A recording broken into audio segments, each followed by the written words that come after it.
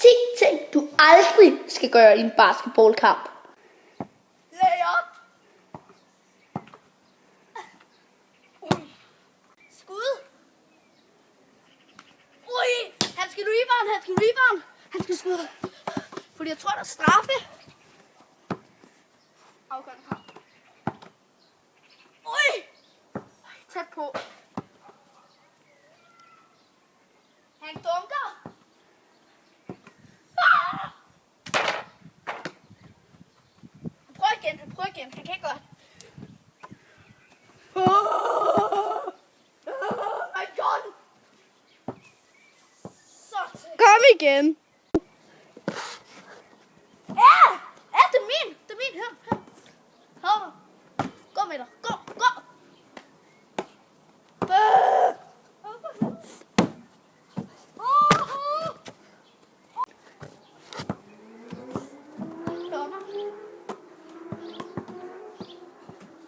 Dommeren tager den ikke.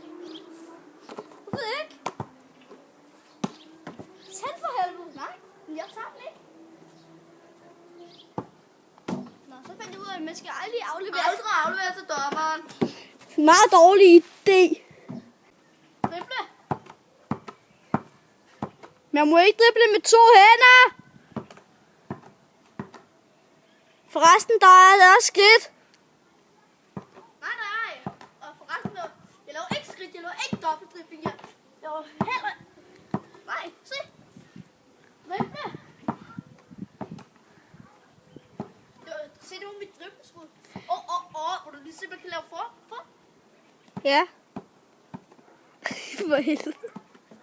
Og mellem midten. Nej. Gud. Nogle gange er det ikke klogt at lave langskud hele tiden, men nogle gange er det okay. Men som han gør, så er han måske ret dårlig, Det er rigtig når klogt han på laver. langskud, fordi det kan være, man scorer træer. Det kan godt være, men nogle gange er det altså også ret satset. Ved du hvad? Jeg kan også sgu langskud på dig. Prøv. Det var for bier. Skal du ikke sige? Fan, se mig.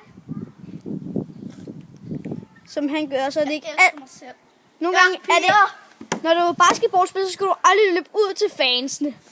Fordi det spilder tid. Det skal du ikke Jo, bestemme dig om. bag kampen, eller efter kampen må du godt, men midt i kampen. Bolden er ligegyldigt. Også selv min klub er det bedste. Og vi kan vinde. Det er fansen, der tæller. Det er ikke fodbold, det her. Hvad tror du selv? Det er ikke fodbold, det er basket.